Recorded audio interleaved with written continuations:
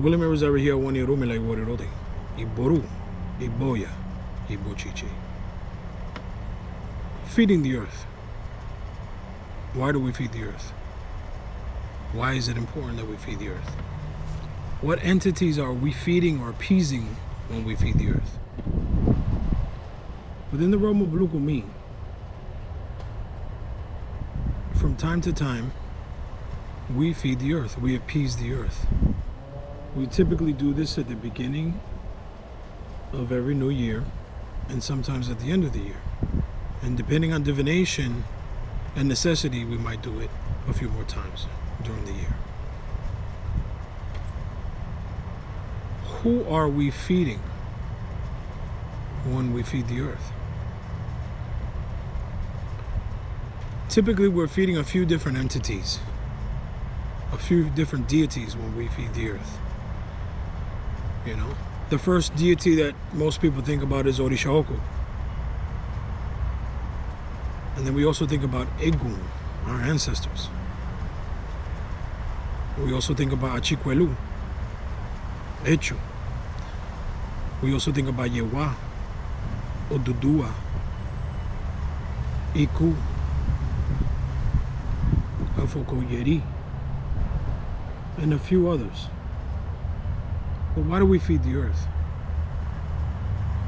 Everything we have in life comes from the earth.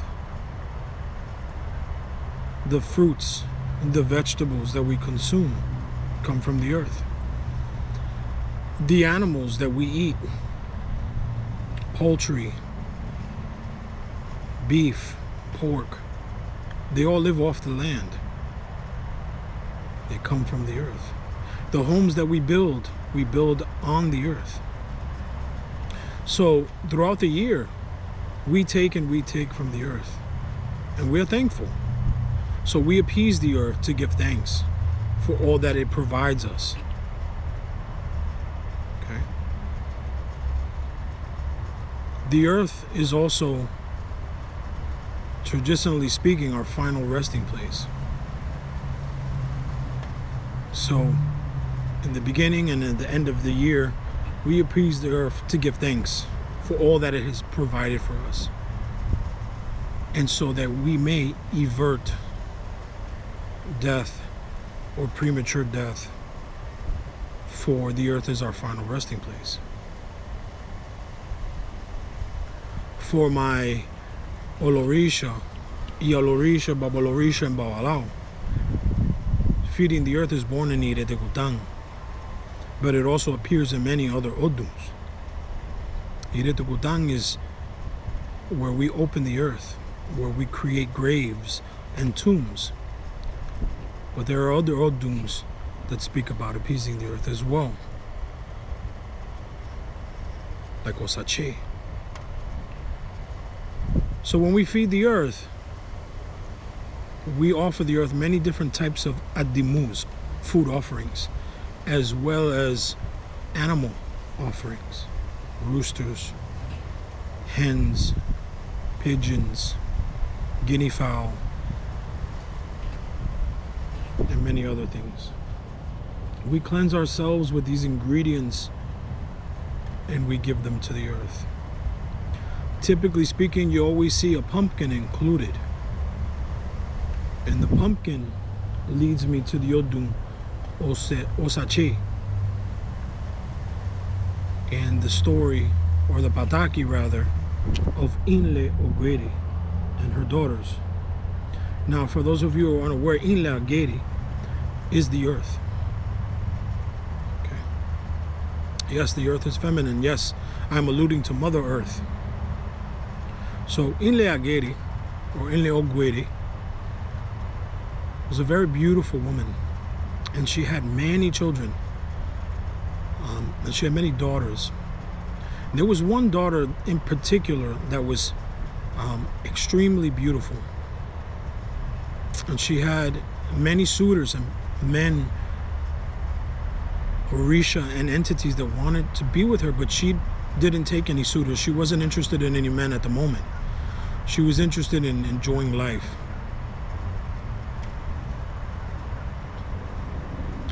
There was an entity that lived deep in the bowels of the earth, Achiquelu, who would watch Inle Oguere's daughter, Afokoyire. Afokoyire is her name. As she roamed the land, experimented with plants, he would watch her. And as he watched her, he fell in love with her. But Achiquelu was of the depths and the bowels of the earth. And he couldn't really venture out into the daylight. He would only see her and observe her through the mouth of a cave. And as he observed her, he became more infatuated with her and more in love with her. But Afokoyire didn't know anything about Achiquelu at the moment. Afokoyire and her mother, Inle Ogere, they enjoyed eating seeds and fruit, vegetables of the land. And Achiquelu knew this. So one day, he placed a gigantic pumpkin in a field where she would walk. And the stem of this pumpkin, this elongated stem, stretched to the mouth of the cave. So as she was walking through a field one day, she saw this beautiful pumpkin. And she was drawn to it, as pumpkins were her favorite. And she noticed this long stem that led into the mouth of a cave, and she wanted to explore. As she got closer to the cave, Achiquelu made his way to the mouth of the cave. He grabbed her by the hand and took her into the depths of the earth. Inle Ogere understood what happened, so she began to search among the villages and the different lands for sorcerers or witches who may have a solution to this problem. She heard about the prestige of Orumila. She went to go see Orumila for Osodde, for consultation. And this Odung was seen, Osache. And Orula prescribed that Inle Ogere offer Achiquelu a goat at the mouth of a cave with a pumpkin. So Inle Ogere performed the Abo, brought a goat and a pumpkin to the mouth of a cave. And Achiquelu emerged from the cave. She said, Inle Ogere, Achiquelu, I want you to eat this goat, and I want you to sit next to the pumpkin. Achiquelu sat next to the pumpkin and ate the goat, and he was satisfied. So he said to Inle Ogere, I'll let you have your daughter for 6 months out of the year, where she could live on top of the land in the light,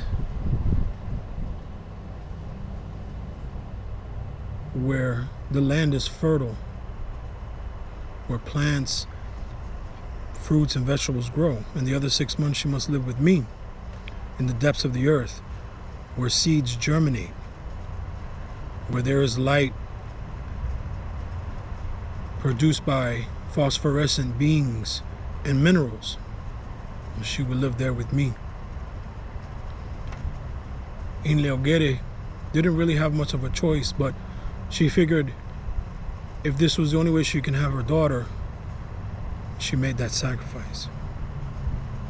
During this whole altercation between Achiquelu, Afokoyire, and Inle Ogere, Olofin was watching and listening to this entire ordeal. And he added to the terms that Achiquelu had mandated.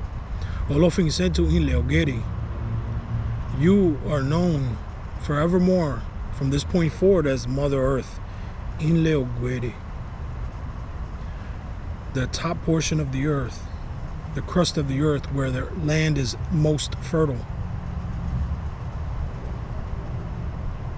All the other rishas will have to eat through the earth through you.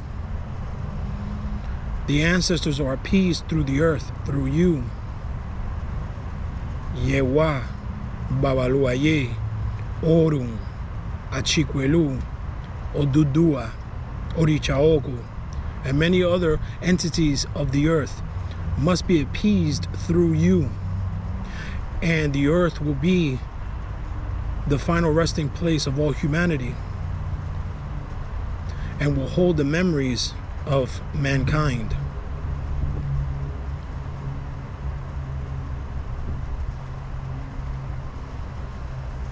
So this is one story about Afokoyire, who is represented by the pumpkin. Many of you, Santeros and Babalaos, and maybe Aleyos and Aborishas, when you feed the earth, typically a pumpkin is included.